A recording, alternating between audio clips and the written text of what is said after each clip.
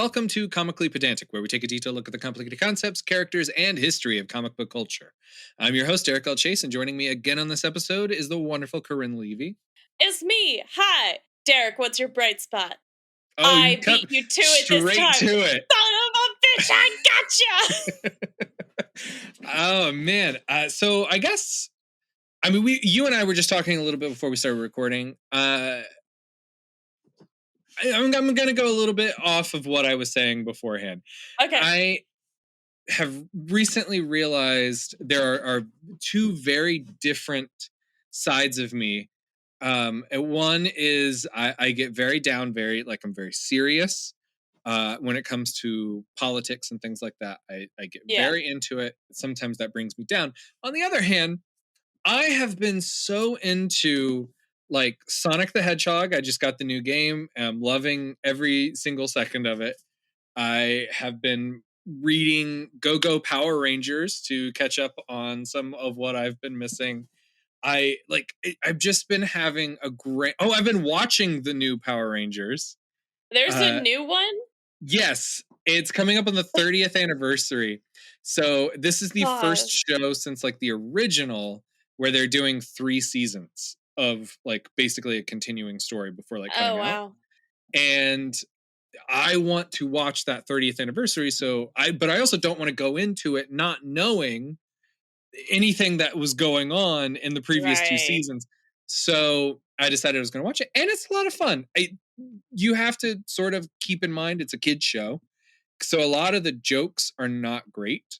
They're not super funny, but the comedy action is for children. It is, yes, it is very much for children. But like the action is super fun. The visuals in the show, I am so surprised because I was like, holy shit, this is not what I remember. This looks great. Yeah, well, that's fun. And they have a lot of like quirky little things that I really enjoy. A lot, like they basically work for like a BuzzFeed kind of place. So they're hard-hitting BuzzFeed journalists. It is so funny. So like, and there's a robot that works there, and it's like sometimes she malfunctions and she'll like blow bubble gums really big, like the bubblegum bubbles. It's a lot of fun. I'm enjoying the hell out of it. It's cute. Plus, there's a lesbian Green Ranger, so I'm super into that. That's good. Cool. So I guess I'm very childlike, and that's going to be my bright spot. Yeah, there's serious Derek, and then there's Sonic Derek. I am so here for just like bright colors, fun times. That's all that I want, you know. There you go. What about you? What's your bright spot? Oh, what is it? I don't know. What did I do this week? I also You saw me. You saw me at work. I did see you.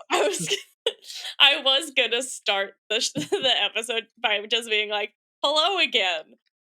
We found you at work." So that was a fun surprise. We walked into there, by the way, and I was just like, I'm surprised that like Derek doesn't work at this one as we were sitting down. And then Max was like, I think he does work here. Look, I'm in a different place every week, so yeah. I just think it's funny that like every time I go into X, I don't know if people know where you work, I somehow just end up getting a discount or getting free shit just because I know you in Austin. And I think that's really funny. I've become the nepotism friend of Starbucks. I go to like pick a store in the area, and I've been there. Yeah. Because my job right now, until it changes, hopefully soon, is there's a store that doesn't work. Something's not going right. You know, usually it's just like a series of bad circumstances that have happened to the store, and they just Derek's gotta clean it up. They just send me in to keep it running long enough for either me or someone else or a team, usually it's like me and the person who actually is running the store, to fix it. Yeah, you're like the bar rescue guy, Except but I'm for not coming in Starbucks. telling people what to do. I'm just going in and being like, I'm going to give you time to do what you already know that you have to do. Because Yeah, really, usually the issue is things have gone so poorly for such a specific like amount of time right. that like the normal functions of the job they are not able to get done because they're picking up the pieces from all the stuff that has been going wrong Yeah. for so long, and I come in just to give them that time to do the thing that they have to do to get the store back on track. Aha. I see. I'm a stopgap, that's all I am. Yeah. So I saw Derek at work. That was fun. What else did I do? I binge watched Cuphead. Like based on is that it's based on a game It's or is based that off of a video game, yeah. yeah. And some I friends of love the mine, artwork. it's so fun. Some friends of mine last year dressed up. Their couple's costume was Cuphead and Mugman, and I thought it was so cute. And it was just like I had never heard of it before. And then like months later, I saw there was a show for it, and I was like, "Oh, this is great!" And then I forgot about it. But then this past week, I was like, I need to like disassociate for a couple hours. How can I do that? Oh, I'll watch a show. And then I saw Cuphead was still on Netflix. I was like, I'll just watch my friend's show that, and they are them to a T. It's so good.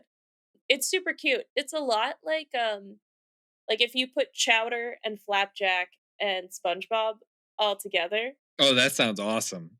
and then it's the art of Cuphead, and Yeah. it's very fun. There's like 2 seasons. All the episodes are like 15 to 20 minutes, and Mhm. I would just like fold laundry and put that show on, and it was just so cute and wholesome. I loved it. And I'm still playing Lego Harry Potter for those of you who are interested. So the answer is Derek sometimes is a child, but I'm really the child The you all know the the time. another thing that I have been reading is I got In the Miso Soup by Ryo Murakami. That sounds Uh fun. it half of it is. I Oh, no. it's a very dark book that I was immediately I I read a couple of pages at the bookstore and I was sold. Oh, And okay. I bought it, was very excited. I read 70 pages in the first day that I had it. It's a very short book too. You can read it in an afternoon if you wanted to. Um, I read a lot of it, and it's a book about the main plot of the book is he takes this guy, this weird American, and there's enough like little things that are off about this guy that he starts suspecting him of being a serial killer that has been killing women in the Okay, area. don't tell me anymore because now I wanna read it. Oh, you can borrow it. I'll just give you the Hell book. yeah! I'm currently I reading a murder mystery, by Lucy Foley. It's called The Hunting Party, mhm, and it's like a group of friends that only meet each other once a year, mhm, and they go on, like, a New Year's trip together. And mhm. it's very clearly, like, at this point, it's a group of people that are not really friends anymore, they just kinda keep clinging to their Oh, youth, yeah. and someone, dies. We don't I know who yet. I it's like I'm this is the dichotomy of us. We have like these like dark like murder stories that we're super into, Yeah, it's and like then I Cuphead. love SpongeBob, but I love murder. I like the last few movies that I've gone to go see have been like uh horror movies. I went to see, like, Halloween and Yeah. Pearl and X before that. Like I've been really into seeing these like kind of fucked up horror movies. And then I come home and I want to play Sonic and watch Power Rangers. Yeah, like, I just wanna play my Lego Batman, which is I have it, it's on my Steam, Mhm. but I haven't played it yet because I have to finish Lego Harry Potter. But I love watching, like, just some bad stuff. Yeah. I'm So watching, The Cabinet of Curiosities too right now. That's, like it's on Netflix, it's Guillermo del Toro's okay, project. yeah, I just saw that. Yeah. It's Uh, fun. It's fun. It's spooky. The first 2 episodes are, like, shitty people getting comeuppance by, like, demons, and that's cool. Um, and I went from watching Cabinet of Curiosities to Cuphead in the same day. I have done that many times. I have literally come home from seeing uh I think after I saw Halloween, I came home and I watched now I'm gonna blank on but it was a cartoon. I came home and watched like a kid's cartoon. I was Yeah. like, okay, this is good. This is fun. You know what else is fun? Spider-Man. The thing that we probably should have started talking about 10 minutes ago, but we didn't. We have a Because lot of fun. It's okay. we do. We have fun here on this pedantic podcast. We love wordplay. Um, so we left off with your issues, and they focused more on Spider-Man, like the Spider-Man. He got poisoned by some birds, which is my worst nightmare. So like the vulture was in that. We had some like owl man, that was cool. Uh Spider-Man is kind of in this, but he's kind of not. I'm still very much in like the Ben Riley focused storylines. So this is mainly going to focus on Ben Riley, but you can kind of tell overall that they're starting to like leak together a little bit. So that's fun. So I have read the story that is happening concurrently to the one you are doing, Web of Yeah. Life, and I did Web of Death. Yes. So And that'll be the next one. right, it's interesting to see. I think the things that are happening around the same time, and kind of figure out. I'm curious if you can tell me why yours would be Web of Life and mine would be Web of Death. Yeah. Well, I think let's wait. we'll figure that out today. I think we'll Okay. go through the journey.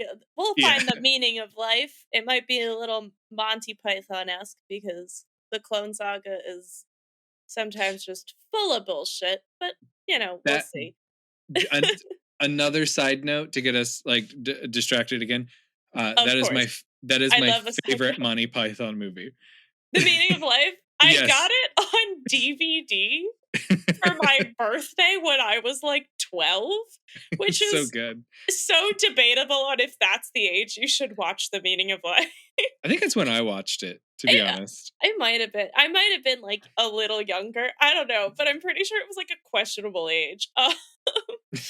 And I love it. I love it so much. Monty Python's great. I used to binge The Flying Circus a lot, Oh, it's so which good. was a real hoot. But yeah, Yeah. I have Meaning of Life on DVD. So it's just it's like right next to Clue and then of course like the Holy Grail.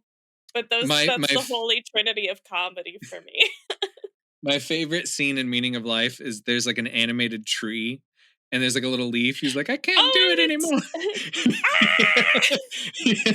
I can't live It kills without him. me every Oh, time. I always my So cuz good. my dad loved Monty Python. Shout out to my dad. Comedy genius.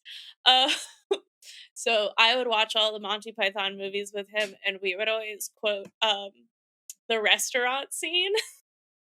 Oh yes. Yeah. The one thin mint, I think was that the A name of it? one, a wafer thin mint. Yeah. Oh, I'm stuffed. I can't eat another bite. It's so fun. I love it. Uh, Fetch me a bucket. I've said that many times in my life. Sometimes with with meaning. What a time. We love gastro issues. Anyway, the Clone Saga. Yes. A Speaking whole of gastro gastro issues. issue of itself. Uh, why did we do this to ourselves? Okay. Whew. All right, so let's start this web of life. It does not start with birth, unfortunately, unlike the meaning of life, Monty Python. Shucks. It starts with Web of Spider-Man 120. So for credits for this issue, we got the writer is Terry Kavanagh. Penciler and cover page was done by Steve Butler. The colorist is Kevin Tinsley. I did think his last name was Tinsel at first, and that's because I can't read. But it's a shame. That would have been a fun, festive last name. And then the editor in chief is Tom DeFalco. Tom DeFalco is the editor in chief throughout this whole uh, 4-part thing we're about to dive into. So I will say Yeah, right off the bat, that was nice because it did feel like one person was overlooking the whole story. So it is fairly clean throughout the whole thing. It doesn't feel like the mess of the last thing I read, which was nice. Good I job, do think Tom the DeFalco. further we get into the Clone Saga, it does feel a little bit more, at least in this era of the Clone Saga, it does feel like the stories are getting a little bit more cohesive. I think there was a little Yeah, bit of a shakeup at the beginning. I don't think they were so so ready to be passing along stories back and forth to each other, but then I think they got the hang of it. I think it felt very much like they just got a pair of roller skates Yeah. and they were like, "Oh boy, roller skates." And they put them on and then they didn't know how to like move themselves forward. But now they're like starting to figure out like this is how I go forward. Don't know how to turn yet, but this is how I go forward. And I think that's okay. So, Web of Spider-Man 120, not a whole lot happens. It's kind of just like a nice little intro. You start off with Ben Riley, who is the Scarlet Spider. He beats up Tombstone, who's a wannabe crime boss attempting a heist. Take a shot for every heist that happens. Shot number 7. This is going to go on forever. Yeah. Um, right before he crashes like an armored vehicle into a restaurant, Spider-Man swoops in, saves the day. Tombstone, rip. Okay. Ben Riley still has like a little bit of self doubt, but it's more to do with instead of like, oh, I can't be a superhero, it's more like I don't really feel like a human. It's kind of more of like he's pretty confident in his Scarlet Spider crime fighting skills, but he's a little worried about being just a being Ben Riley. Just Yeah, I mean how do I live my everyday life? he has memories of being a different person, but he can't be that person anymore. I can understand that. And I think compared to like the last run was very much like I can't be anything. I'm just a Yeah. ghost. And that's not true. You can be a vigilante because your face isn't out. I get this kind of conflict that goes throughout the whole story a little more because you literally have a copy and paste face of somebody else in New York, and everybody you want to talk to knows that face. So I think that's a bit more of a valid conflict. So that's what I mean when he has like some self doubt. It's with his face. Now we're gonna cut to the Grim Hunter. He's sitting in his dad's mansion. He's in New York. He's monologue. This is Craven the Hunter's kid. This is Craven the Hunter's son, who is an adult now. Craven the Hunter, he basically like killed himself in by going mad for trying to hunt after Spider-Man. And now Great the story if you've never read it. because this is the first Spider-Man thing I've ever read. Mhm. So I'm learning a lot. Basically, this whole monologue is how he wants to be better than his villain of a father, and he's gonna be the one to kill Spider-Man. So that's a scene that happens. The Scarlet Spider defeats some like terrorists. I think it's pronounced Ares. It's the Aeres group. It seems That like they've sounds been right. I think it's Aries. I don't know astrology, but whatever. it seems like this is a group that has been, like, mentioned before just in the Spider-Man universe, but it just has never come up in these runs, so I don't know. But he beats them, it's like a two-panel thing. While, he's fighting these terrorists, Ken Ellis and Betty Brant are there, they're kind of fighting over who gets the story or the paper. Um, and then as Scarlet Spider is leaving, he, like, locks eyes with Betty, and he's like, "Wow, she's pretty cool," and then leaves. And as he's leaving, he's kinda like, "Oh, man, I've been pretty busy, like, fighting all this crime, like, where's Spider-Man?" And just kind of assumes he's with his quote unquote hot wife, Mary Jane. He's just like, "Oh, he's probably with his gorgeous wife." So like, okay, you do what you want. Apparently, that's not where he is. As we know, he's been fighting poison birds. Yeah, dealing with the weirdest plan ever from Vulture and the Owls. Still my favorite thing that we've Just heard. kill everyone that even slightly remembers us. Yeah, that and like the few Venom one-liners were pretty funny.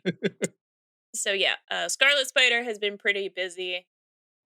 Also, at the mention of Mary Jane, we're gonna kind of do a transition to Kaine. It'd be funny if it was Mary Jane in a mask. Oh my god, I would love it. So Kaine is assured that the Spider-Men are gonna like stay close to each other as long as Aunt May is in a coma. And he's apparently been having visions of Mary Jane being murdered. And for some reason, this like terrifies Kaine, and he's like, I gotta stop whoever's gonna kill Mary Jane. So he's just having like visions of the future and is for some reason very worried about not his hot wife, but somebody else's hot wife. But he still also wants to like destroy Spider-Man. So it's kind of, I don't fully get it. I was Got some wondering, conflicting thoughts. yeah. And I had the question of, oh, was this mentioned previously? No. Yeah. I thought that as if you saw or listened to last episode, I thought Kaine would come up in your Nope. reading. No. We don't know. Yeah.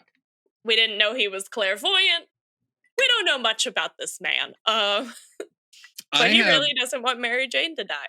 I know a lot about Kaine, and one of the things that has always surprised me, and am still a little confused about, is the actual physics of the mask that he wears, It doesn't because look like a mask though. Okay, so for a sometimes it visual, does, sometimes it doesn't.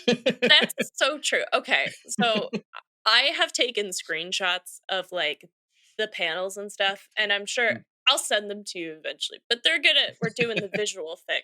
Yeah, the visual So companion will come out along with this episode yeah, at so you'll see comicallypedantic.com. Thank you. he's just a blue man. He's just a blue man, and we don't know why.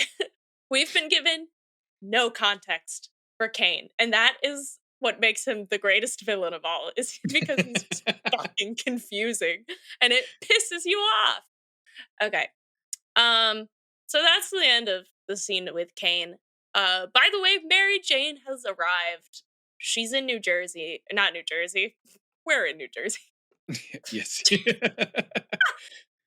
She's would in, probably be very upset to be in New Jersey. honestly, aren't we all?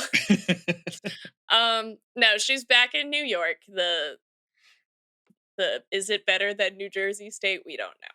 But she's back in New York from visiting her family. So that was cool to actually like see a character who hasn't been in the things that I've read. Show It, up. it does kind of feel like things are starting to meld, so that was cool. And I think it's nice to also see that we're not just introducing a character and then forgetting about them for a handful of Yeah, like like things Betty came continue. back. That was cool. Yeah. But this is not the end of the issue. So Grim Hunter just for some reason beats the shit out of some Navy SEAL boat people because he's like he's on Spider-Man's trail, but in actuality he's on the Scarlet Spider's trail because he's going by scent. It's like part of the whole like predator gimmick that he has. And apparently, when you're a clone of somebody, you smell the same. So he's trailing the Scarlet I Spider. mean, to some extent that makes sense, but like Yeah, I don't know. I feel like down where you're living, the things that you're eating. I That goes into changing quite a bit of your scent. Like yeah. it's But basically, this whole issue it started off with like Grim Hunter is kind of like pretty far in distance from either of the spiders, and yeah. it's just him progressively like coming closer. So that's like that was kind of cool. Also, just kind of goofy. Um, you didn't need to beat up the Navy to like you could have just swam around, but whatever. So now we're gonna go to what's Ben Riley doing? He's dressed up as the Scarlet Spider, and he is having a chat with Betty. It was gonna be just about like the newspaper, but then it got like weirdly saucy. Oh, Yeah. it's Like like they that. started off like 6 feet apart from each other, and then suddenly we're just like nose to nose talking to each other. And it's like there's tension. There's a lot of tension. It's very much like in Batman Forever, Nicole Oh Kidman yes. talking to Batman. It's like they meet in the first 2 minutes and she's instantly like, I'm in love with you. See, and I was going to point out the scene. Have you seen the original Superman movie with Christopher Reeves and Margot Kidder? No. There is a scene where she is interviewing him at her apartment, and she's wearing like a nightgown, Yeah. and she's sort of going into like what his powers are. And one of the things she asks is like, "What color are my panties?" And like, it's like such a very sexually charged scene for Yeah. this superhero movie that came out in the 70s. It's So very good. there's nothing like explicit said or anything. So like if that's Yeah. what you're looking for, you're not gonna find it. It's just like the energy and the way that faces are drawn in this like Just scene. lustful eyes all It's the way. just it's just wild. Like you there has never been like a moment like that in anything we've read of this before. And suddenly it's just like, is this gonna be smut? We don't know. And it's really funny. Um, but then the Scarlet Spider has to leave and obviously fucking ruin the moment for all of us. And then immediately after, Grim Hunter comes in and is about to attack Betty and just being like, "Where's Spider-Man? I'ma kill you." And she's Where like, is he? just like, chill out. He just left. Leave me alone. Get out of my house. And he's just like, okay, and leaves. Well, I guess that's nice, Yeah, it's really just because he's like, I'm gonna use her as bait, haha, for later. Uh, but it's just like so goofy. It sounds it. Because also like, and again, there will be visuals. Go to the website. But he's just like he's in like furs and like he looks goofy, and he's just breaking into people's like New York townhouses, being like, "Where is he?" Oh, wrong house. Goodbye. Um, so that's how that issue ends. We kind of talked about as we were going through it, like what I liked about it. Again, I Mhm. liked that people came back. I like that Betty's back. It's cool to have like a female lead because she is like in this quite a bit, which is cool and relevant for she was in the last thing that I read. So good for the writers. It's also cool because she's like a working woman. We like a person who likes to try and get to the top. That's always fun. Also, though we were joking about the funny close-ups of people, it's Yeah. drawn well. Like Well, I was gonna say I really like Steven Butler. So yeah, I thought it was really cool. It kind of reminds you of like whenever people post like on Instagram or Tumblr or whatever of those like sad comic women and they're like, I'm gonna murder my husband. I don't need a man. It kind of reminds me of that a little bit. And I was like, oh, that's fun. We like that aesthetic. And then I, again, I thought it was fun that like Mary Jane came back, so it does feel like, because when I first started reading, like with the whole Venom bits, I was like, there is like, where is Spider-Man? We have no idea where he is. It's nice to actually feel like, oh, he is still here. It's kind of ambiguous what's happening to him right now, but it is confirmed that he does still like float around. Yeah, that's one of the things that I think I miss a little bit of some of the older, like the MCU movies, where they would just acknowledge that other people existed. I don't need them in all. I don't need all of Yeah, them in the I don't movie. need Like, 5 cameos for a movie to be considered good. If anything, I think that makes it like, as we saw with the last issue, when you see all these characters, it gets overwhelming. It feels kind of like an overload of things. But if you just mention like, "Oh, like, he's, I don't know, in Queens." It's like, "Oh, okay. Other Spider-Man's in Queens. I'm not worried. Like, that's fine. I don't need to see yeah, him." I'm happy to just acknowledge that this is happening, that people are out there living their lives. I don't necessarily need to see every detail of it, nor do they need to be in the story if it doesn't pertain to them. Exactly. It's kind of like, so sometimes, like, Stephen King novels are kind of canonical to each other, but they don't Yeah. directly relate. It's kind of just like they'll mention, like, "Oh, yeah, this sheriff from the other county," and that sheriff was, like, the lead in another book, which Yeah, like it has something to do with like some of these, right? Like there's like a king universe, I feel yeah, like. there is. Yeah. Like, what did I had just read, Gerald's Game, kind of going back to how I like fun things and then I like fucked up things. Um, but in, Gerald's Game, there's a connection to another book called, Needful Things, which I really liked a lot, so it's fun. That sounds so familiar. It's You about might a store run by the devil. gotcha. Okay, yes, I do know what this is. Okay. It's long. It's a long book, but it's a good book. I liked it. Yeah. I'd probably reread it again, but not right now. We're reading Spider-Man right now. Issue number 2! So this is going to be Spider-Man 54, In the Shadow of Kaine. It's pretty much the same people as before. The only difference is we've got Scott Hanna on ink, and story and art is Howard Mackey and Tom Lyle. I But like Howard Mackey. yeah, I think that's fun. And Tom Lyle does some of the unlimited stories. Oh, good for Yeah. him. Okay, this is another like, it's all pretty broken up to be a pretty quick read. Like, I did this all in one day. It was nice.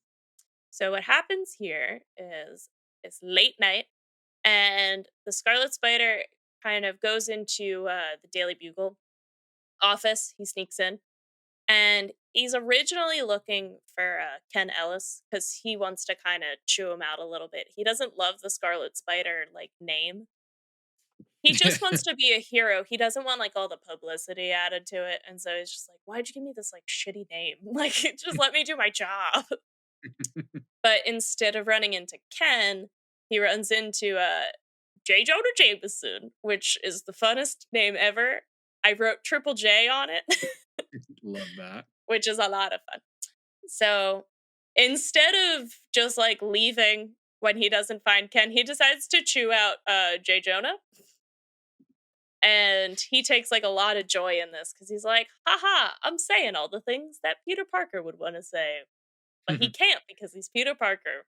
But I'm Ben and I can say what I want because I'm a different person. So he has like a little bit of a confidence boost, which is kind of nice. You can tell like he wants to like have a life and like be a person and, kind of take advantage of like the opportunity he has. Yeah. Um but sometimes that don't work.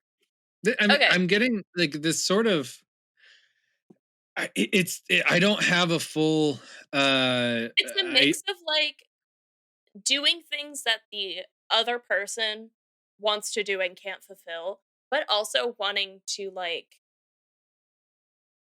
Well, I guess it's really he just wants to live his own version of how he would if he was Peter Parker. You know Yeah, what I'm saying? Like, I'm getting the feeling of either someone coming in and out of dealing with depression, or uh like a bipolar kind of thing, where it's like you get the depths and everything is awful about my life, but then realizing that like there's no rules to your life anymore, so then you kind I of get to think have it's fun with it. I think it's very much like when triggered, he has these really big existential crises. Yes, okay, yes. Yeah, I think that's pretty much what it is. So the Scarlet Spider's swinging around. He's got a nice little high from chewing out Triple J. Kaine is watching and waiting. He's stalking our little Ben because that's what Kaine does. Grim, we're going to a new scene. You can tell that he's starting to get like the Spidey fever. He's starting to go a little crazy. It is quite a time. You kind of also, as you progressively go through these, like, because he's always at the mansion when he's going crazy, you start to notice this guy named Gregor. He's just kind of in the background. He's almost like his Alfred. Yeah. He's I, there. That's what happens. I love that in comic books all rich people have a very like specific servant. Like a fake father figure, also their butler, though. Yeah, it's like Yeah. and it's always the one guy who has no personal life. It's And usually just they have them. glasses. Yeah. It's a time. It's a typecast. It's a typecast. Anyway, back to Spider-Man. So Grim is slowly going crazy. That's a scene. Okay. Another character returns. It's Gabby. I don't know if anyone remembers Gabby. She was kind of a throwaway in the last thing I read, but she's the lady that took Ben Riley to the hospital when he had the stomach injury from Venom. I only remember this because I'm literally editing that episode like right before we Yeah, started it's such a recording. silly scene, but it's like from the hospital, he like escapes and then runs into Scream, and then everything gets crazy. Okay, but so the irrelevant woman from that, she's back. She's not as irrelevant anymore. She's checking up on Ben. She's like, "Hey, how's the tum? Oh, it's good. Do you want to go out?" She asks Ben Riley to dinner, and that's when I realized that Ben Riley is a little slut, and we support. Because he's just like, wow, like Betty and Gabby like me. I'm so excited about this. And I'm just Like, like, ha he's ha gonna ha, you're a he's little going hoe. to agree to go to the same dance with both of them. He's gonna pull a Mrs. Doubtfire. Like, Oh, because yeah. one of them wants the spider and the other wants the boy. Oh, man. But I'm just like, oh, good for our little Ben. I'm just gonna keep calling him Lil Ben. Hey, look, if everyone is on board, then there's like no downside to this, you know? Yeah, I mean, like, right now, I'm calling this his freshman year of college, like his little slutty phase, and Yeah. that's fine. It's all like fine. No one's committed to anything. So that's like a fun things you can tell they're kind of going a little bit on the up and up for Ben Riley. Now we're gonna go back to Mary Jane. She's in this again. That's cool. She's usually in it for really tiny scenes. This one's super tiny. She's at the doctor for stomach pain. We don't know what the stomach pain is from. Part of me is like, Espregante? We don't know. She could be pregnant, or maybe it's cancer. Usually in something like this, it's one or the other. Or both. Oh my It god, could be both. the baby is cancer. Wait, That's actually, sad. I don't know if you've read any of Hack Slash yet, but there I is haven't. It's on my coffee table. later in the series, I don't remember exactly when, but there's like a little baby demon character, and his name is Stillbirth. And it's so messed up, but Oh it's so god. good. It's again, it's the fun, quirky, weird stuff, and then the really fucked up stuff. Yeah, that's fine. right I'm down my gonna read alley. it next. The last comic I read was the Curse of the White Knight. Oh yeah. I finished it. Oh my god, that should have been my bright spot, but that was like 3 weeks ago, and then I forgot about it. Now I remembered. Anyway, back to Spider-Man. I'm just gonna keep saying that so we know where to cut any editing things. So anyway, back to Spidey Boy. Stomach pain. We don't know what it is. Is it Forgot. stillbirth? Who knows? uh, so now we're going back. Oh, it just has a quick shot of Spider-Man poisoned by Vulture. That was a quick thing. It He's just like kind of unconscious laying sideways. Another person in pain. So that's kind of how I knew, like, oh, the Vulture is involved somehow, and that's where Spider-Man is. He's not with his hot wife. His hot wife's at the doctor. He's in pain somewhere else. It does not tell you where. It looks like a rooftop or like in a sewer, Mhm. one or the other. He is not at home though. So he is ill. He is close to death. It did not say he was dead though. I have a slight update to something that we had discussed previously, and that is I have now read different versions of the same bird poisoning scene, and Oh, I can tell you that the artists chose different birds to represent the one that attacked him. So there is no conclusive he was attacked by a specific bird. It was oh my just, god. depending on the comic, a different bird. We have no idea. Okay. So yeah, it cuts to Spider-Man. He's like near death and he's pretty much unconscious. And then also Ben Riley is going to bed. That's where this makes sense. So so Ben Riley's going to bed. They have a shared dream. This whole part of the comic was a bit confusing because it's kind of just these little half like thoughts. Like Mhm. a man being made, like, and then rising from that. Like it's all very vague, short pieces of wording that Right. don't really tell you, but it looks like it's kind of a flashback to when Ben Riley is like quote unquote birthed essentially. And so they have this shared dream, very strange. Also, at the same time that this is happening with them having the shared dream, uh, Kaine also gets just like a bunch of like headaches, just a bunch of head pain, and he can't shake it off. Very weird.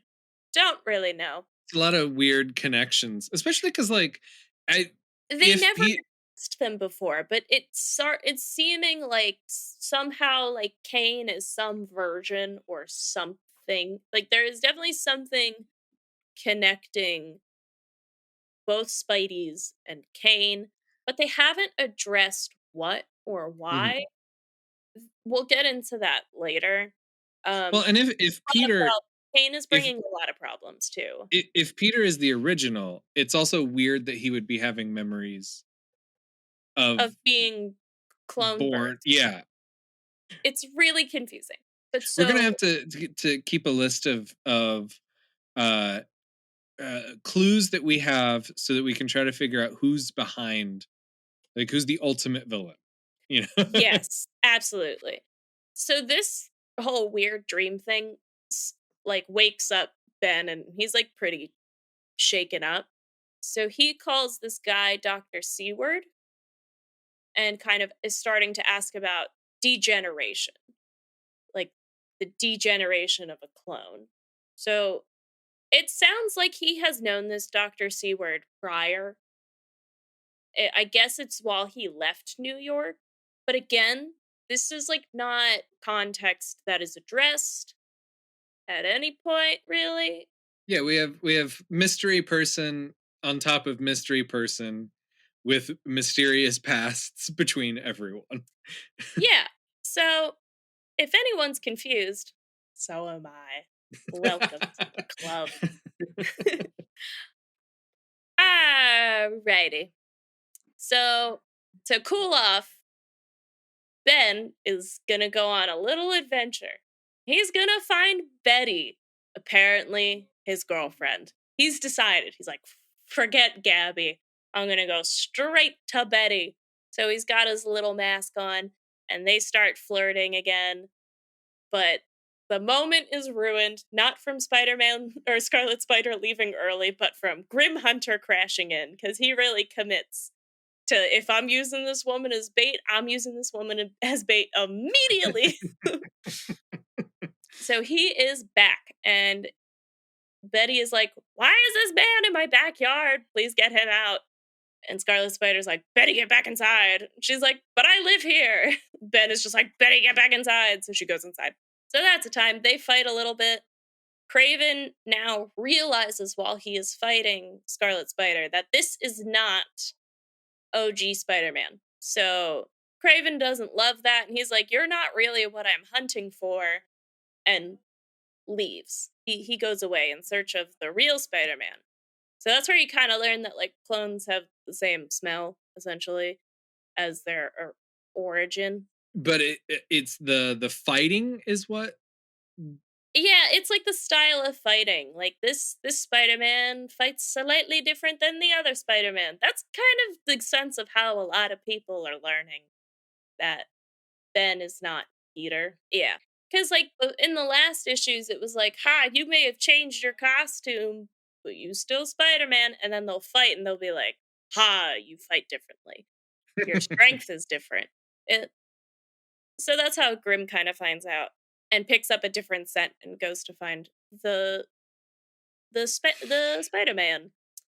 So now Scarlet Spider is checking on Betty, but he's sad because he's starting to now think like, "Oh no, I can't have a normal life because whenever I go on a date with my girlfriend when I'm wearing my superhero mask, a supervillain comes. Isn't that the darndest thing?"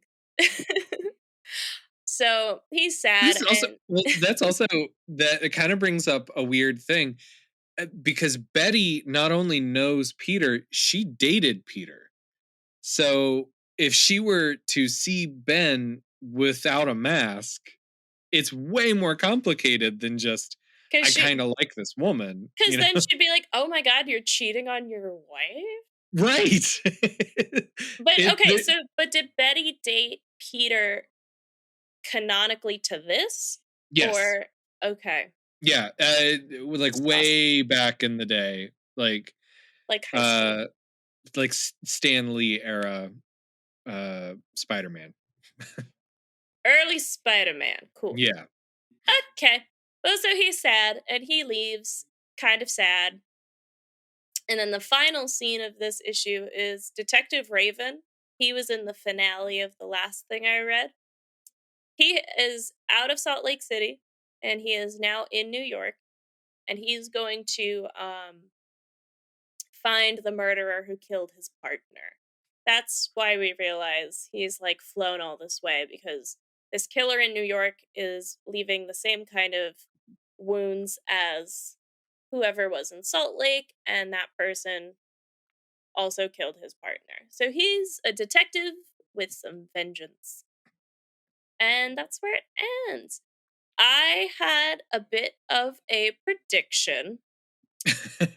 I had a feeling that Kaine is the one that Detective Raven is looking for. Yeah, that checks out. I just have a feeling. I have a feeling. And I like feelings.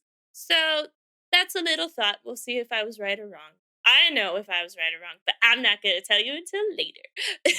Things that I liked. The art was cool. It's, again, it's very similar to like the last issue. I liked that some more characters came back, like Detective Raven.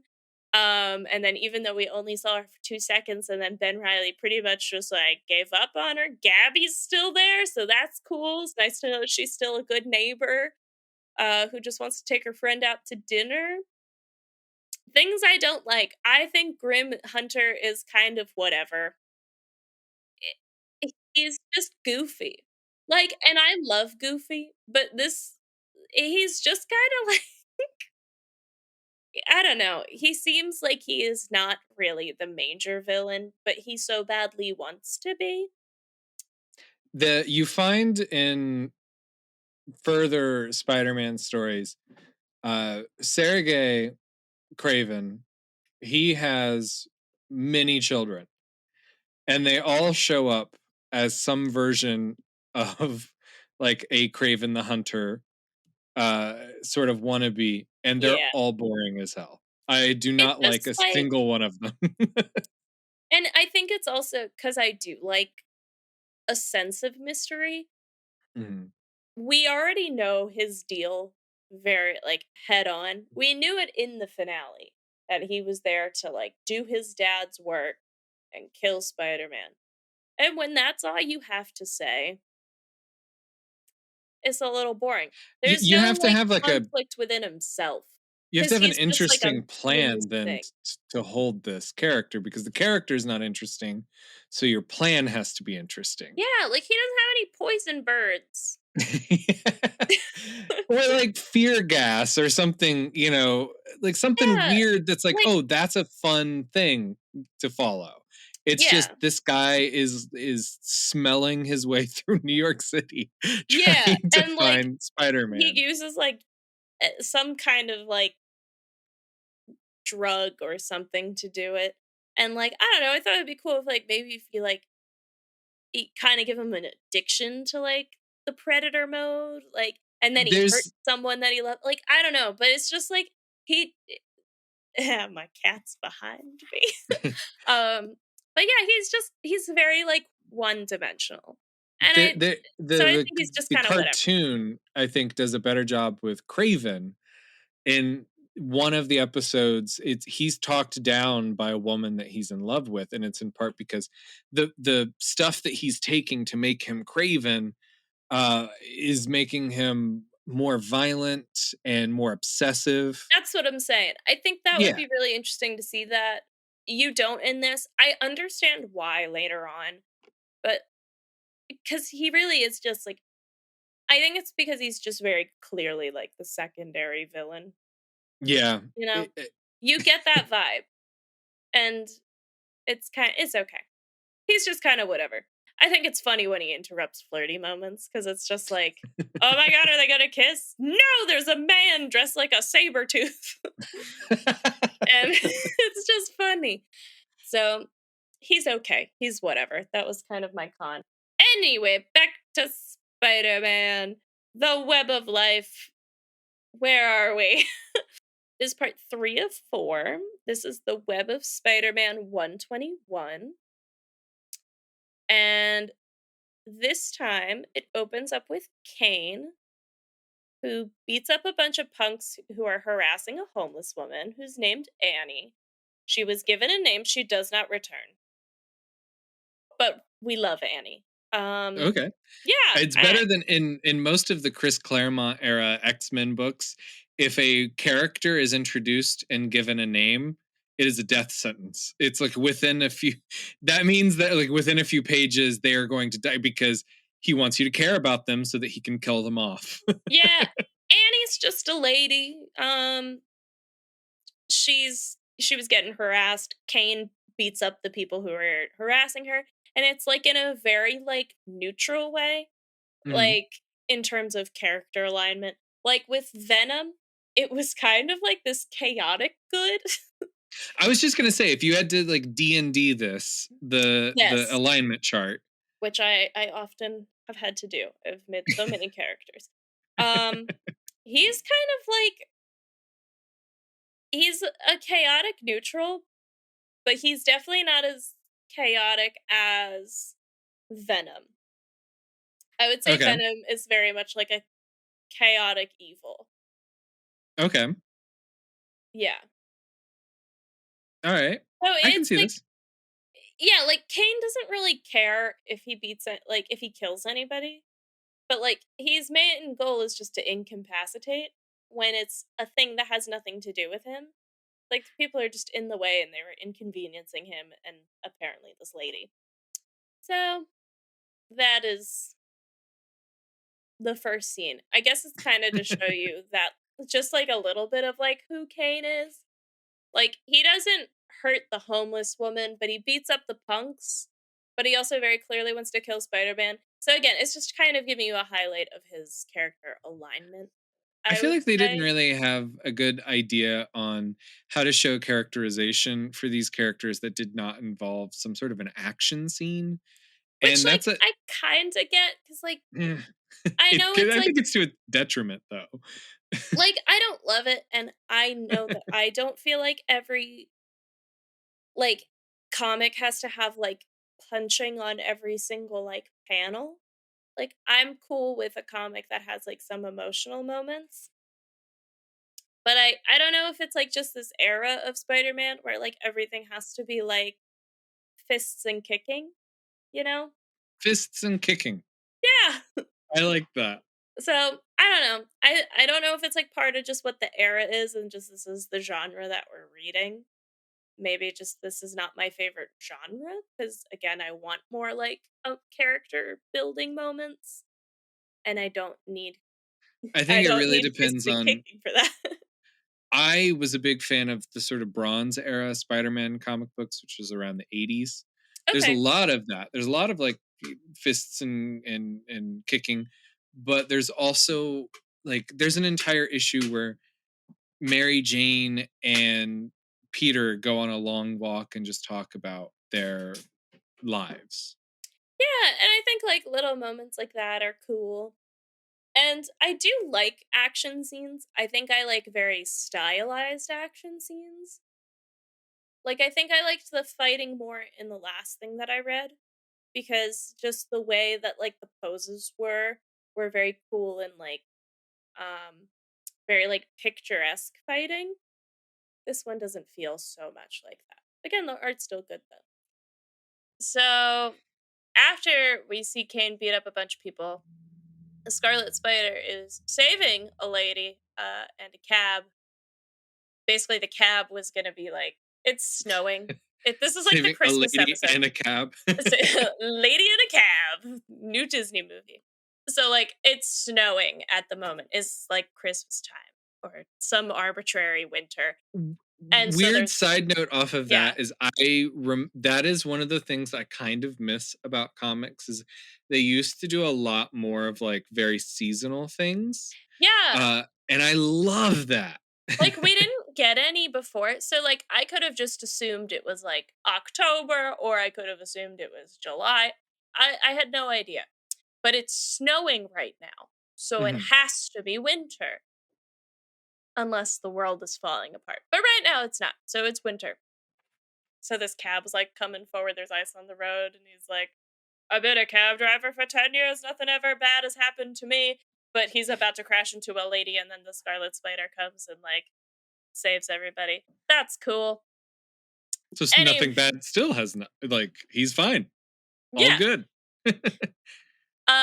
Now because we ended with Grim the Hunter hunting for the real Spider-Man, the Yeah. Scarlet Spider is on his way to Spider-Man to try and save him from Grim Hunter. Gotcha. So he saves the cab and the lady on the way. Now, remember when I said that Grim Hunter had a silent butler? Yes. He speaks now. All right. Yeah. Character So development. new scene. Gregor has a monologue. And it's pretty much just being like, yes, like this guy, his actual name is Vlad, like Vladimir, classic villain Yeah, name. yeah. So Gregor's talking about how Vlad slash Grim, um, he's sad that he's descending into obsession over Spider Man, and it's kind of like this family curse that he just kind of has to watch happen because Gregor was friends with uh, Craven the Hunter. And when he died, Gregor kind of took over as like Grimm's father figure again, the Alfred, and really sees him as like a son.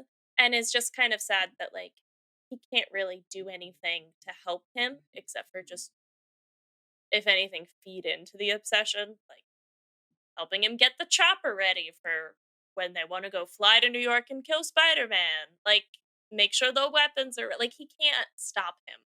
Yeah. So he kind of just has to help him. which sucks. Yeah, I kind of feel bad Yeah, for him. I liked Gregor. I thought he was just. I was like, yeah, he's there. I feel like he drinks tea. Good for him. Also sad for him. Next, we're gonna go to Detective Raven. He does confirm that the killer in NYC, who again I think it's Kaine, Mhm. he confirms it's the same one. They look at some photos of victims, compare them, it's confirmed. Okay. Yeah. Next scene. Scarlet I would Spider. hope so, because otherwise Yeah. it's like, It man, they would be wasted a stupid. lot of a lot of time on this one person Or just it hunting the wrong like yeah, or it would just a be bad like lead. they're kind of alluding to like the next bad guy. Yeah. Which is like if you're gonna be like alluding from like the last finale to like this one, like is like just get on. What a time. But so it's been confirmed. They kind of do it in this like kind of fun, like classic 90s thriller way where it kind of just like it takes their time. Might feel like a bit of a slow burn. It's cool. They're confirming things. That's fun. Yeah. So now we're back to Ben Riley, Scarlet Spider. He is at Peter's apartment. He's on the outside on a different rooftop. He's kind of looking in just to make sure he's keeping watch for his OG. Right. While he's on watch, he is attacked by Kaine. So Kaine has finally done something directly to another character. This is like another main character. This is the first time that this has happened. However, they have like there's always a conversation while people are fighting. They have a conversation as though they have met and have fought before, Mhm. and that Kaine had essentially won the last battle. Like, so it's already known to Scarlet Spider that Kaine is a tough cookie and he is caught unawares by him. Like, they do make it clear that the Spidey sense didn't go off when Kaine was behind him. So that's another interesting thing. 'Cause usually the Spidey sense goes off whenever any trouble is around. So that Yeah, was and funky. usually it wouldn't go off with like between Ben and Peter because they're kind of the same person, Yeah, or with like Venom because they had been connected at some point, you right. know? So that was like kind of a thing that it's like they gotta be connected, but they haven't told us. It's really annoying. While Kaine attacks Scarlet Spider, Grim appears at Real's like Peter Parker's apartment and he's ready to kill Spider-Man.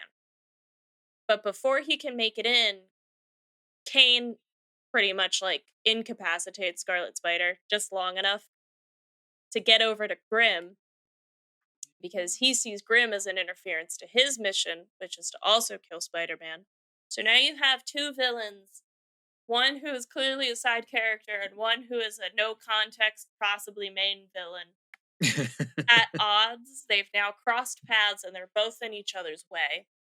Because the one thing about Grim Hunter is he is like very determined. He has his one mission and he is like fully committed to his one mission. Mhm. So now, because these two see each other as an interference, it is presumed that they are going to fight. Which is what happens in the next issue. We're at the last one. It's Spider Man 55. Woo, Woo! woo, woo. Okay. We've made it. This has gone on so much quicker than the last one. I That's feel like kind of, there's a lot less going on in this one too. Like it's very yeah. straightforward. It's a very clear-cut story, which I found very refreshing. Like again, I powered through this like in 2 hours. It was delightful. I was like, this is easy. um, so I can see if this being kind of upsetting if you're paying for the comic books as they're coming out to yeah, pay for 4 different books to get a very straightforward very simple story, but like if you're gonna it's read also it, kind of fun. it feel like it's fun and refreshing. If you're like, you're getting a lot of like heavy story, and this is kind of the quick in between. Like, it's the wafer thin mint. Uh, before we vomit excessively. Well, That's it's what this is. when Chris Claremont would do big X-Men stories, he would always follow them up with what had kind of became his quiet issues. It would be Yeah. like Kitty Pryde alone in the mansion wondering about like her life, or the X-Men play baseball, or Yeah. something like that. And that's Oh, so great. that's where Twilight got it from. Yeah, Is it's all X-Men from the playing X-Men. baseball. That the X-Men playing baseball is one of my favorite things to keep coming back to. And one of the first issues I ever I got from a subscription that I got from Marvel with the X-Men, they're playing basketball. And I was like, this is bullshit. That's not the game that they play. They play they al- baseball and they always baseball play only. baseball. They won't even veer to softball. Right. That's okay. But yeah, this was like very quick and easy. And it's like kind of surprising we've already made it to part 4. Very fun. So starts off, Scarlet Spider, he's pretty beaten up and he's pretty bruised. But he doesn't want to like give up because now there are 2 people trying to kill Spider-Man. So he's like, I gotta stop these 2. And though I am not super like confident that I'm physically able to defeat 2 super bad guys at once, I'm still gonna try. And he also doesn't want one of them to kill the other, 'cause he just doesn't really want anyone to die. He'd rather people just like go through the justice system. See, this is continuing Ben's role as the so far the better Spider-Man than Spider-Man. Yeah, because it's This like time. he doesn't want Grim or Kaine to kill each other. Like Yeah. he just wants everyone to chill out. I'm like, you go, Ben. So he's got to find a way to stop them from killing each other and Peter, which is when, just kind of coincidentally, Dr. Seward shows up and he comes to Ben's aid and he takes him to his like New York lab. So it is clear that Dr. Seward met with Ben Yeah. when he was not in New York, when he was Hmm. somewhere else. I do not know where that was. We do not know for how long. We know that they did like lab testing on Ben, but they didn't finish it. It's kind of what you learn in this like little bit. Hmm. And Dr. Seward knows of Kaine. That's kind of that's like the bare bones of what we know after reading these 4. Like, We and mainly we this last issue. we can infer that Dr. Seward has at least some money because he has a lab in New York City that he just isn't there for up until this scene. Yeah, So he's like it's paying to keep that. yeah, it's and it's clearly been empty for like unused for a while. This Like it dude is was just abandoned. dropping money. He's like, Yeah. he sets up He's like, "Oh yeah, I got labs in like a every major lab. city. I got a lab in Idaho." But like, I don't know, this New York City one, that real estate's just throwaway.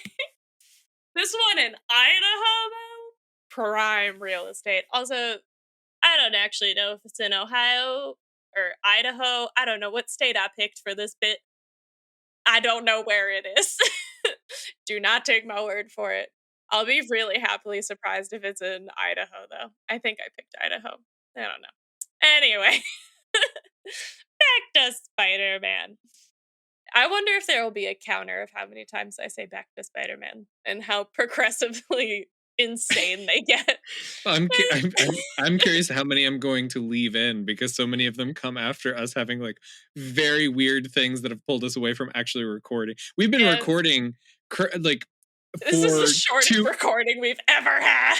no, but we've been recording for 2 hours, but not according to the ticker on here, because we've stopped it. Yeah. Oh my god. We're such a mess. It's okay, so is this thing. Anyway, back to Spider-Man. Okay. So Kaine, he is chasing Grim. And because again, they've reached a crossroads. So he's chasing after Grim. He also kind of has this like feeling that Grim was going to be the one who was going to murder Mary Jane. So he feels like he has to stop him. I mean, Um that's kind of warranted with like everything yeah, with I mean Betty. like if Grim was at the apartment, like Yeah. Mary Jane lives at the apartment. It's a 50-50 of who he's going to murder, Maybe he thinks Mary Jane is Spider-Man. which would be pretty cool, but unfortunately that was not the case. So Kaine kind of has two reasons why he wants to kill Grim. And Grim just wants Kaine out of the way because he wants to kill Spider-Man. So the Yeah. two villains, they catch up to each other, they're fighting now. Scarlet Spider catches up with them, and he uses his special web shooters now that he's kind of regained strength after hanging out in the lab. He paralyzes Kaine, and Kaine falls into the water because they end up at some kind of like woodsy park or whatever. It's probably Central Park. He falls in the water. It's the arbitrary villain falls in water so they can't actually die. That Two happens. storylines in a row. Yeah. I got a lot of wet villains here. It's You got heists we and you got got heist wet villains. and soggy villain. Ugh. What a weird comic. God, if I wasn't naming these after the storylines, it would be heists and soggy villains. Yeah, heist is the first one. Soggy villains 2, Electric Boogaloo is this episode. We can always do a little parentheses, but we're not we're not gonna try that hard. It's fine. So obviously, like Kaine's not gonna die because he's just fallen into water, Yeah. nowhere to be found, but he'll be there somewhere. Mhm. Grim has kind of gone missing during the kerfuffle of paralyzing Kaine, so we don't know where he is now. Scarlet Spider finds it very important to go warn Peter about the two people going after him.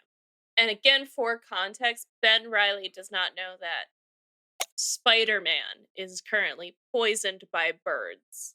We saw we saw while reading that that was a thing that happened. Like we didn't know it was poisoned by birds. We just heard he was poisoned.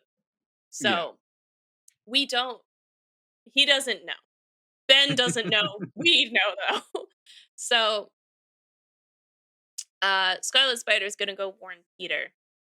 While Ben leaves, now we cut back to Grim, and he's kind of called in reinforcements by Gregor to get some more weapons with their helicopter because he Mhm. always attacked Gregor, part of just his many weird gadgets. I feel like you shouldn't have a hard time fighting anyone if you can call in a helicopter at any point. Yeah, Like like I'm pretty what? sure it's always an advantage to have a helicopter. Like, Right. sure, it's not the most stealthy mode of transportation. Like, a razor scooter is far more stealthier than a helicopter. But I would always much rather have a functioning helicopter that someone is licensed to drive than a razor scooter, because your shin only hurts for so long. I have to ask, you brought up you brought up razor scooters. Are you aware of the Spider-Man villain Rocket Racer? No. Is Is a he a guy, razor scooter guy?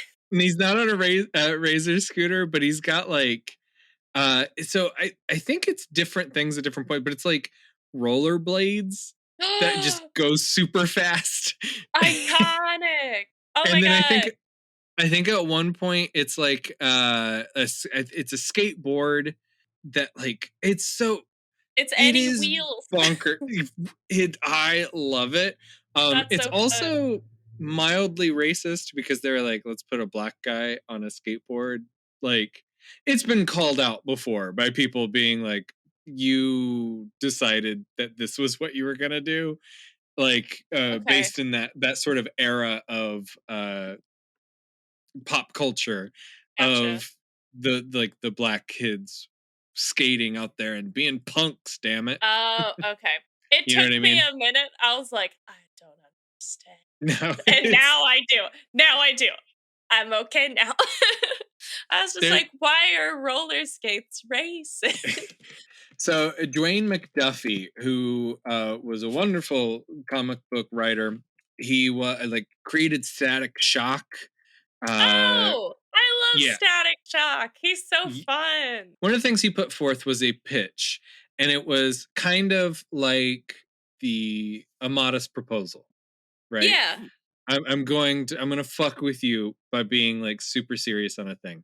Yeah. So I'm just gonna read to you from a pitch that he put together called I hate the name, that's part of why it's fun. It was Teenage Negro Ninja Thrashers. Wow. It starts with in the past year, 25% of all African American superheroes appearing in the Marvel Universe possessed skateboard based superpowers. In an attempt to remain on the cutting edge of comics, I hereby propose a new series that will fully exploit this exciting new trend. When a group of teenage Negroes find cosmic powered skateboards, their lives are forever changed. A team of distinct characters join together, swearing an oath to use their powers for good. Rocket Racer, who is already a character, Yeah. a black guy on a skateboard. Night Thrasher, already a character, a black guy on a skateboard. Dark Wheelie, and this one I don't know if it is a real character or not. And it is described as a black guy on a skateboard. Oh And their my leader, gosh. the mysterious black guy on a skateboard, known only as that mysterious black guy on a skateboard. So like that's only half of his pitch. It keeps going. It is so funny. It is unfortunately so true of like where comics were at the time and sort of where race relations were at the time. Yeah. This goes along with what I was saying in my fridging episode about like you have percentages of characters and the ways that that small percentage is handled. Yeah. And you have this like completely derailed the Spider-Man thing, but you have like a minority group of characters and then you make them entirely based around stereotypes of the time. Yeah, absolutely. It's pain in the ass. And Mhm. I really love that he just shoved that in their faces. Like, One Dwayne McDuffie, wonderful, wonderful man. yeah, I'm a fan. You go, Dwayne. We Yeah. like you. Yeah. And I love Static Shock. I just think he's neat.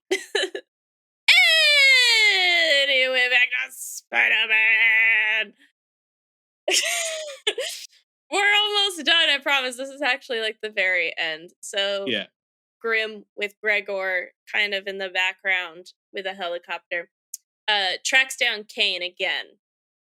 So this time shit just gets shut down quick. Kaine marks Grim. He does like special move that marks him, which kills Grim, leaving Dun dun Gregor dun. to watch his like quote unquote son die. Which really alludes to like, I guess the curse is gonna go to Gregor now of like being obsessed with Spider-Man or Kaine or whoever. Because Mhm. Gregor certainly sounds like a name that could become part of this villain family. So that ends there. And you see the mark when Grim dies, and it matches the photos that Detective Raven saw. So Detective Corinne was right all along. And in fact, we have now learned that Kaine is from Utah and maybe a Mormon. And that's where it ends. That's it. I liked it. I thought it was short and sweet. Again, it's that little wafer thin mint after you're about to vomit profusely. Classic Monty Python. But again, the thing I really didn't like was this just shows you how much of a gap in the timeline there is regarding Ben Riley context. And it Yeah. seems very important, but nobody is telling you what you need to know. So I liked that this was like a clear-cut story. Like if this was just a one shot and you had the information about like Kaine, Mhm. great. This is great. But you don't have that information about Kaine or Ben Riley's like previous time with Dr. Seward. So it's very like that's kind of what brings it down because it's like you want to just understand the story you're reading. But and they're Yeah. not alluding like the way it's written, it's not like it's written like you're gonna learn about it later. Mhm. It's written like this very clearly already happened and we're just kind of tossing it in there so you remember that it happened. It's and they don't give you like the little asterisk of like, "Oh, read this issue here." That's not a thing. They just haven't told you like anything. And so that kind of that annoyed me. But otherwise, it was one clear storyline. And I thought that was fun. I had a lot of fun with this. I could follow this a lot more closely than the last storyline that Yes, we went through. absolutely. It was easier to be like, okay, this is how this leads to this, and this is how this leads to to this, and Yeah. not just kind of like, Ben sort of figures out Venom is around somewhere, and then at some point they run into each other. Like, Yeah. So and again with last one, there were just so many people who had their own thing that they wanted to do. But with this story, everyone still kind of had their own thing, but they were all like very clearly connected, you know? Like we honestly, as much as I liked the character like last thing that I read, Scream was not really relevant to the story. They were just a character that wanted to talk to Venom, but very clearly like Venom kept pushing him out of the panel.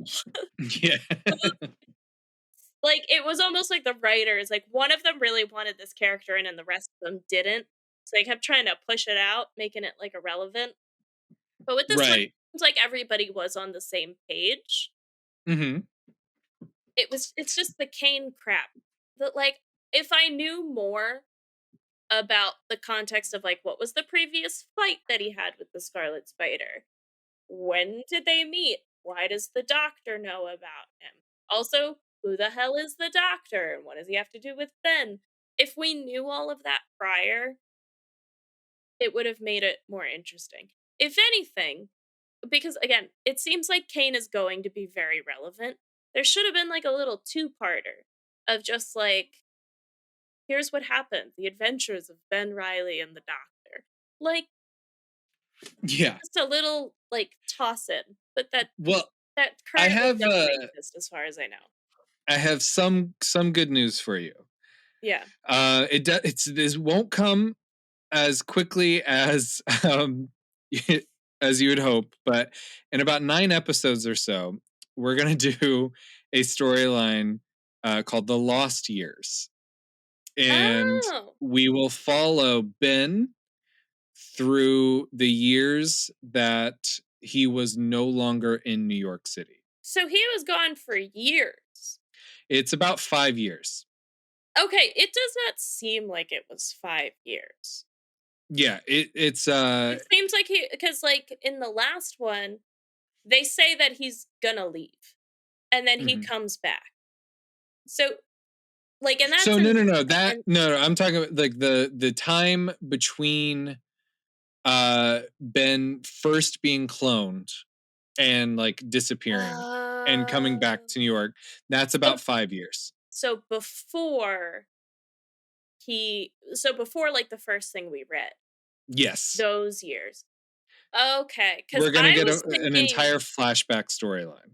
okay, cool. I was I was confused for a while because so the last episode 2 like for us, the second thing the first thing I read. It's called like The Hmm. Exile Returns. Right. So it makes it seem like the part where he's like I'm going to leave New York, but then he comes back for like the last like issue, it made it seem like that's where all this stuff happened, like he was gone for a weekend. But then you said years, and I was like, why would he just like, that's not in character for him to just leave Yeah. 5 years while Venom is still murdering people on rooftops. Yeah, no, we're going to do we're That gonna makes cover sense the actual storyline, what happened now. between Okay. the two. Yeah. And you will get definitive answers Great. on what happened with the Detective Raven Detective and Raven. Kaine and Ben. There, it's all connected. Okay. It's just very poorly uh Connected. very poorly like plotted out in these little things. And this is it's in I've mentioned before, it's indicative of how Marvel was doing things at the time. You had Cable showing up and having a mysterious past, and he's connected to all of these characters, and it's, oh, isn't it so mysterious that Yeah. everyone kind of knows Cable? And it's like, no, it's not interesting. It should've I feel like if they were going to allude something about Cain, Hmm. it would have been more of it should have been more of, like, maybe just talking about his time with the doctor or, like, just maybe a glimpse on, like, the last fight he had with the Scarlet Spider instead of the whole, like, "I'm having visions of Mary Jane being murdered." Right. So but and maybe just push that a bit later, but I could be wrong by the next thing I read. It might then Hmm. come into play, kind of like when I thought that, like, oh, they just like made some cameos with Betty and Gabby or whatever. Because now they're back and it does make sense. So it was nice that this thing kind of confirmed some solidness to like Yeah. some people, but it also made some even more ambiguous. So all in all, it was fine. Um, if you need a one shot to read, go ahead. Web of Life. It's a fun little like quick thing that sometimes has the the essence of a Michael Douglas 90s thriller. Cuz It's you get those really like random like sexual tension scenes and then it immediately cuts to like an old man trying to solve a crime sometimes. it is really weird that That's pretty much what this is. Michael Douglas has so many like just very oddly sexual scenes, and is because that's not at all. Like Fatal Attraction, Yeah, like we got Basic Instinct. I was gonna just mention Basic Instinct. It's Basic weird. Instinct is, like, so weird. I don't I think the game sometimes has, like, some weird moments like that. I'm starting to slowly realize that I have watched a lot of Michael Douglas thrillers. Well, Like he's in a lot of really good ones and really like yeah, popular ones. It's just that they're all weird and have some very sexual that was undertone the '90s, or though. overtone. The '90s was all and, like, maybe the late '80s, but they were all about horny thrillers, and sometimes they're really funny. They're just so interesting. What a time. But yeah. Surf the web, surf the web. Shut up, Brock. We don't have time. I have some trivia for this episode. Love it. I would suggest to you before you read the next storyline Sure. you're going to read. Yeah. And this might push us off some of our schedule, and that's okay. Yeah. Before you read the next storyline, wait until after we record our next episode, Okay. because I can tell you for a fact there is like this big bump unless you don't care about spoilers. That's fine. Uh there is like a thing that happens in Peter's life that is going to be big in coming episodes. Okay. As of right now, where we're at is like the things that we've been reading are have been quite separate. Yeah.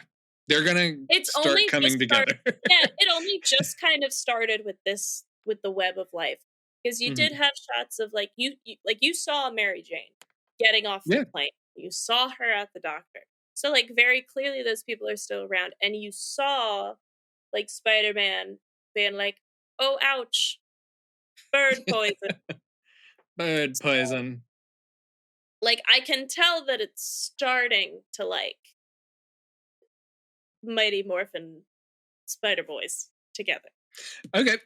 So one piece of trivia is while you were talking, I looked up Gregor from the Marvel Comics. And Gregor!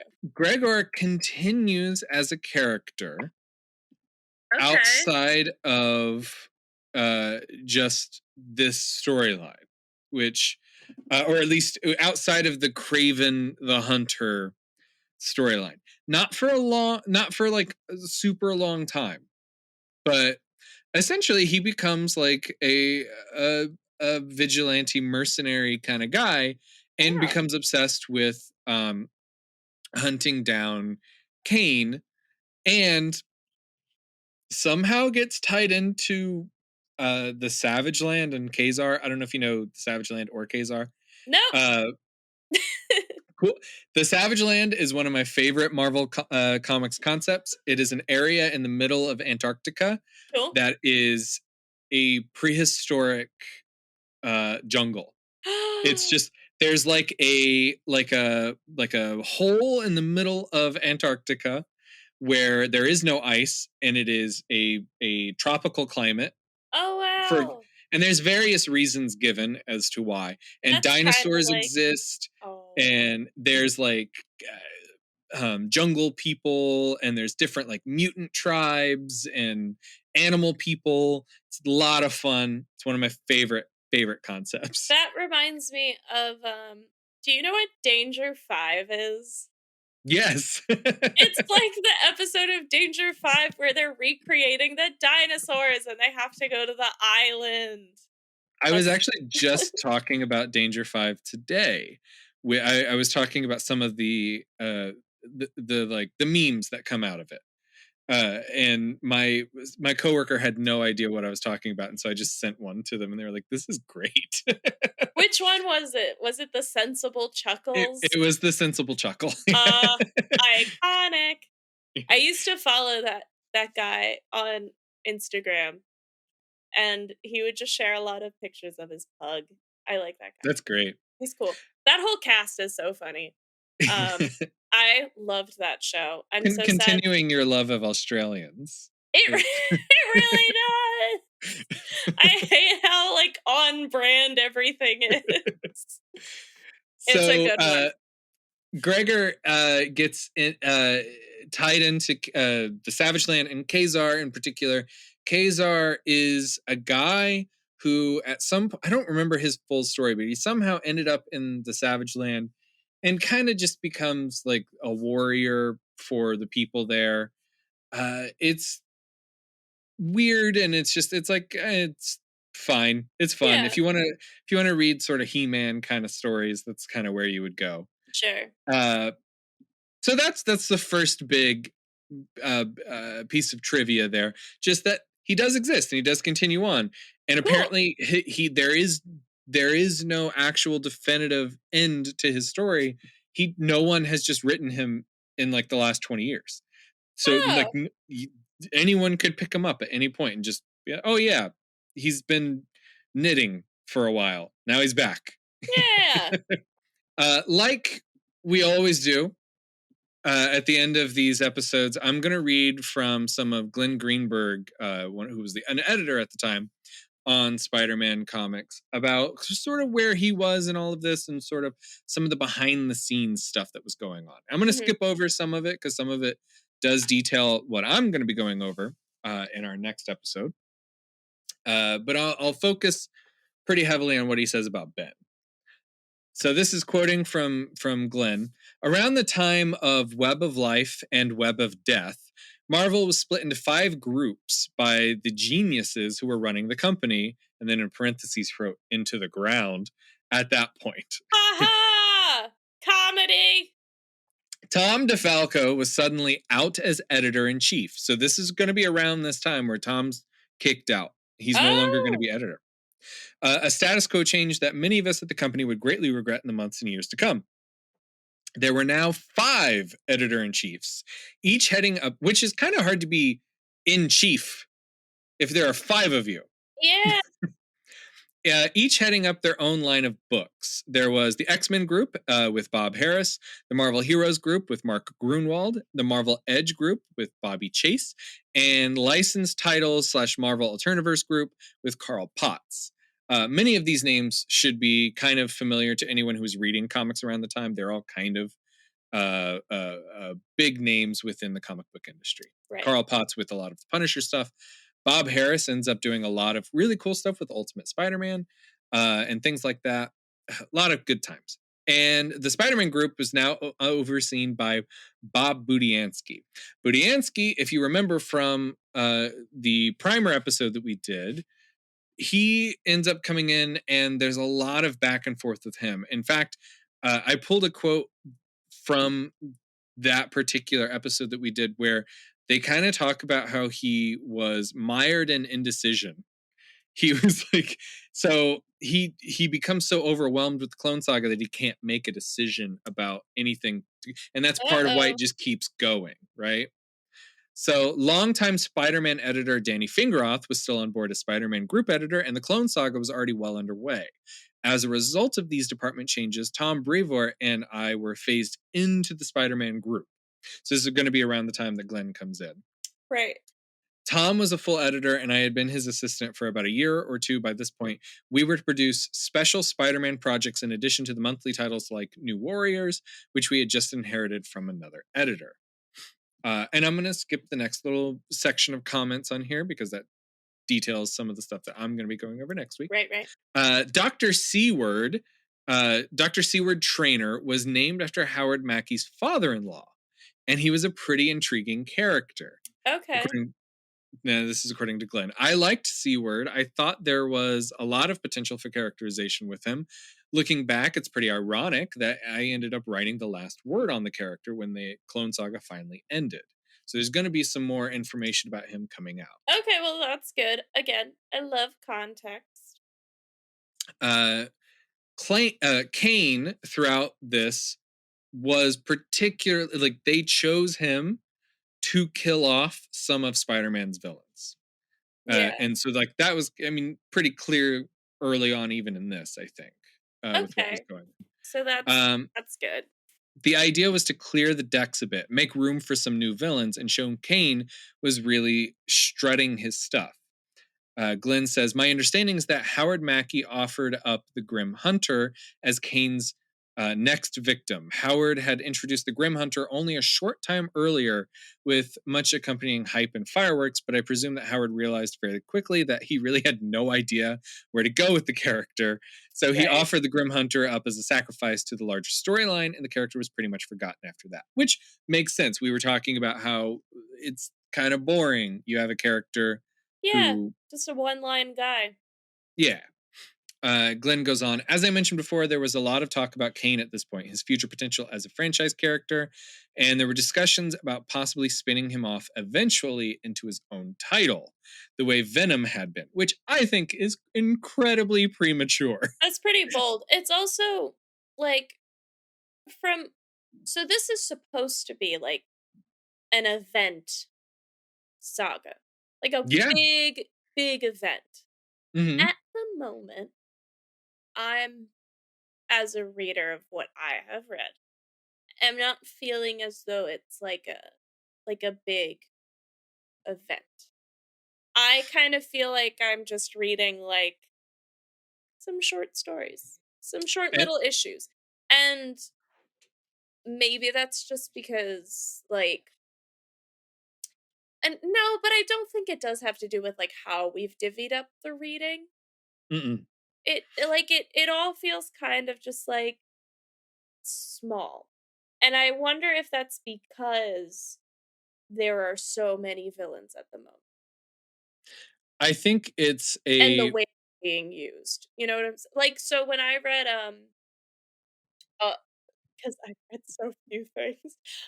When I read the White Knight. yeah. So it was very clear that you had Jack Napier slash like the Joker, and you had this other part. Like there were two different Harley Quinns. There was the one that was very attached to the Joker, and there's one that's very attached to Jack Napier. So the one that's very attached to the Joker slowly grows and grows and grows to be the big bad. And you get to see that growth. And there are still some, like, some other, like, you see some Clayface, you see some Mad Hatter, like, you see a bunch of, like, these guys, but they're all used specifically very quickly and to clearly support the growth of the big bad. Like, Yeah. Clayface is involved because they use parts of him to, like, affect other bad guys or whatever. And the Mad Hatter's there to, like, use his mind equipment, whatever. And all the bad guys are used for this one, like, big raid or something. So, like, Hmm. it, so yes, there are a lot of them, and they do get beat up, but it's not so important of what they're individually doing. It's what they're doing as a group. And right now, with this, it feels kind of more just like the monster of the week. Like, the Vulture's here. He's bad. Oh, now he's gone. Venom's here. He's bad. Oh, now he's gone. Like, Kaine has kind of been the only one that they're, like, growing. Yeah. You're so distracted to see the growth because you have all these other people getting thrown at you. So I think right now it doesn't feel very much like an event. So it And is I very don't bold of them to just put all this on, like, a new character that they apparently don't really wanna give much context for. I don't think it's going to I think there's going to be a mix of it kind of staying this way and being sort of like, well, it's just this story. It's not a like, it's not Yeah, bleeding into the next one. And I think it's also going to start feeling way more like a saga in that it will just keep going with mystery and yeah. think like right now it's like Peter doesn't even know Ben's alive. Like Yeah, so I think it's kind of just like, I'm sure my opinion will change as we read more and more things connect to each other or more things don't. I think Mm, just right now after reading, I guess, like, 4 books, we yeah. read a lot of issue like, I don't really know what to call what we've read right now. I'm gonna say Mhm. 4 books, though. It does seem like they are pretty, like, individual, and they're kind of soft sequels of each other, you know? Yeah, and I think Yeah, with this particular so some of the plan was they were going to try to wrap things up by Amazing Spider-Man 400. That was like because it's a big round number. Hey, we're going to do a big thing. We're going to change the status quo.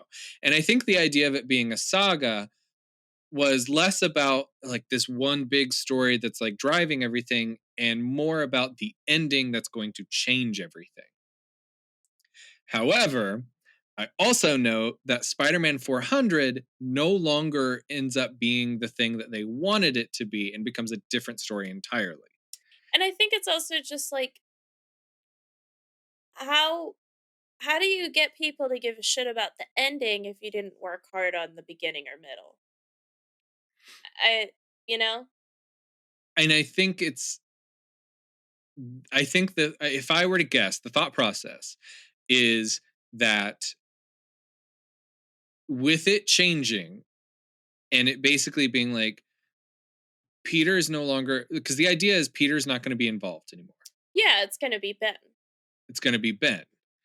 And I think it's going the idea would be you would pick it up knowing that Ben is moving the story forward. Mhm.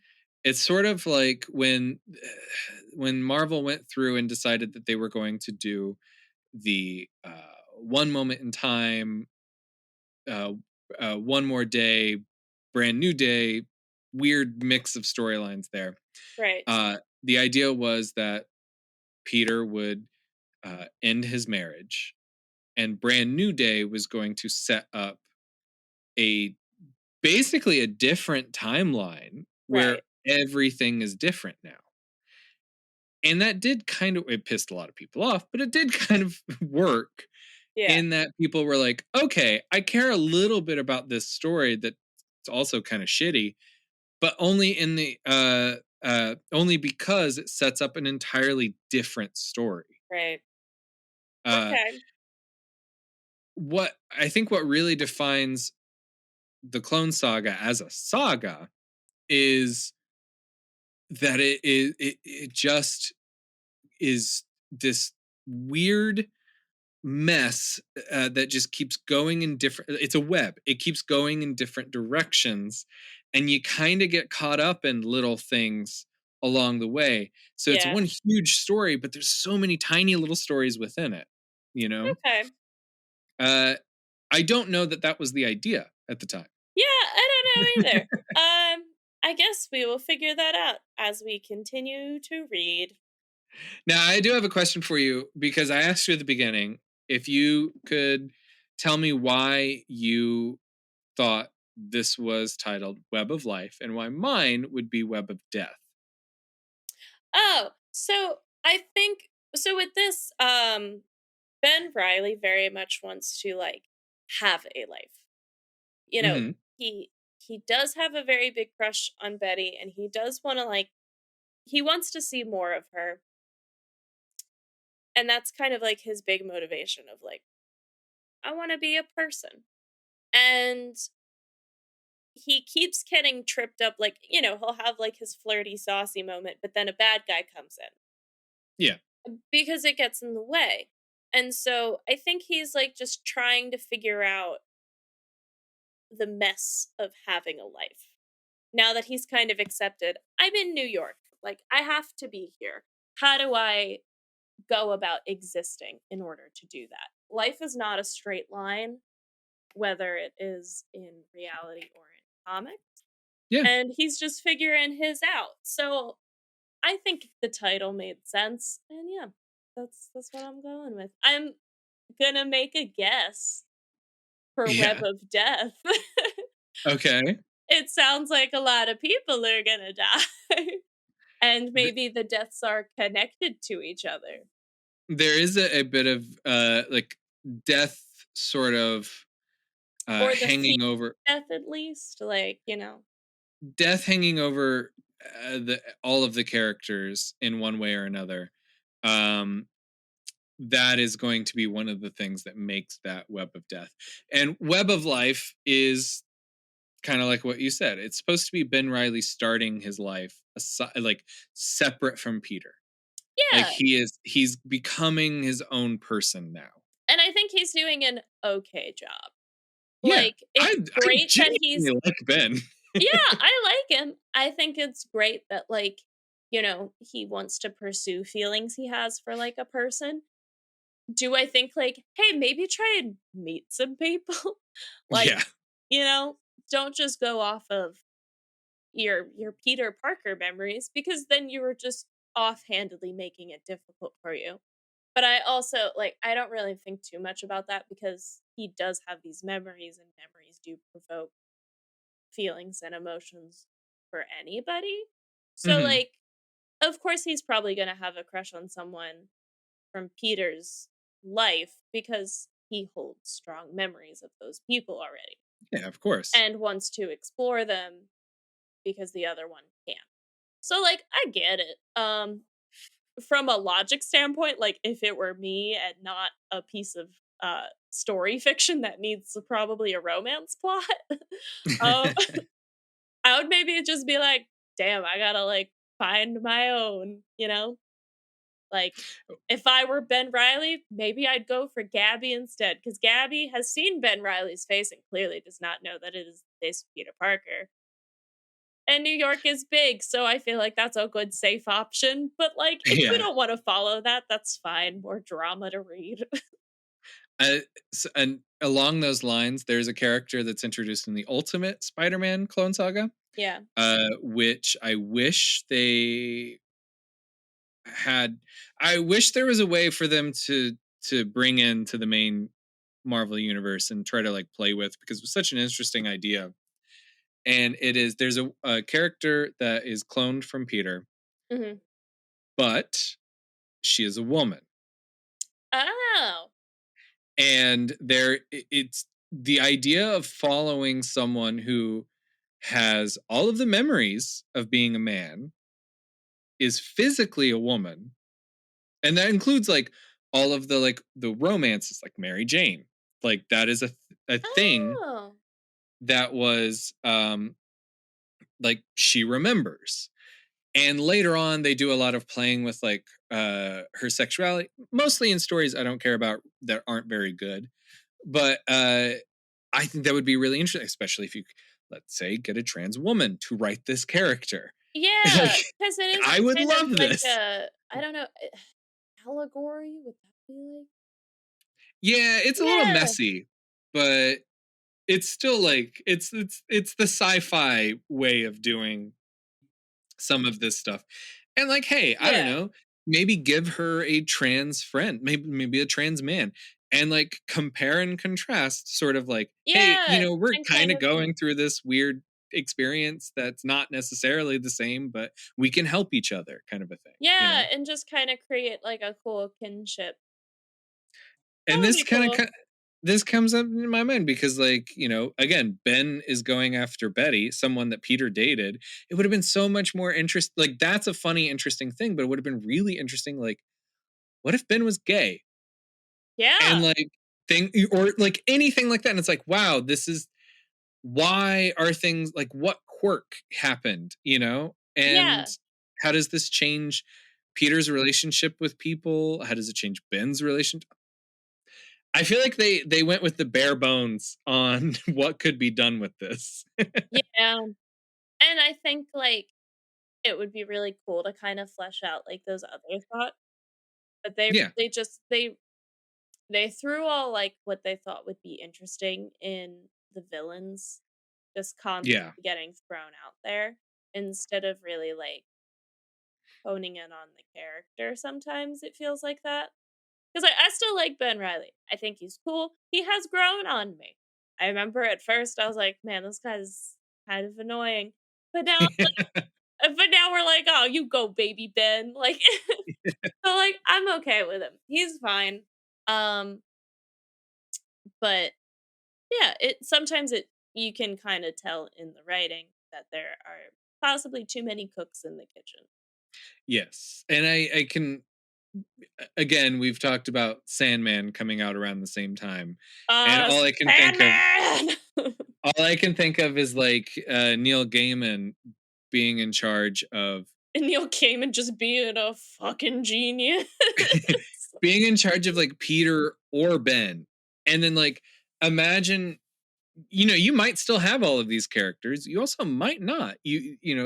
Instead of having, oh, in the course of 8 issues, we've had 6 different villains. You just have Peter and whatever Peter's going through, Yeah. and I'm sure that would be you would get a lot out of it. But I Yeah. mean, we have what we have, and I don't think it's terrible. No, I think I it's think we're getting a lot fine. of fun stuff. I think, like, as of right now, the shit talking of the Clone Saga is a bit hyperbolic. It's Yeah, fine. no, it gets way worse. We're I'm fine. sure oh, that's why I added "as of now." Yeah. Those are 3 important words that need Yeah. to be highlighted. As of now, it's fine. I'll let you know when to stop bothering with but yeah, no, I thought it was fine. You read it in if you have an hour to spare. Yeah. Yeah. It's really simple. Uh, you can find more information, including the recommended reading and some of the visual companion for today's episode, at comicallypedantic.com. You can follow us on Instagram, no Twitter anymore, by searching at pedanticcast.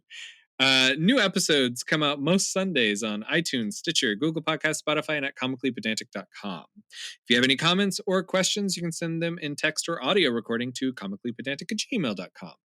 Please indicate if you'd like your name or question read on the air. We will be back soon, where we will dive deep into Web of Death and how Peter's dealing with his little bird flu. But until then, you can find more exciting adventures at your local comic shop.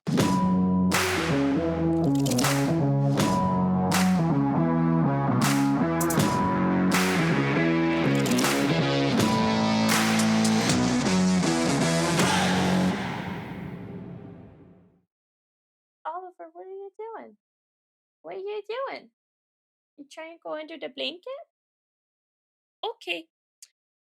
This will be the Derek is typing something fun for a side conversation that might not make it into the show.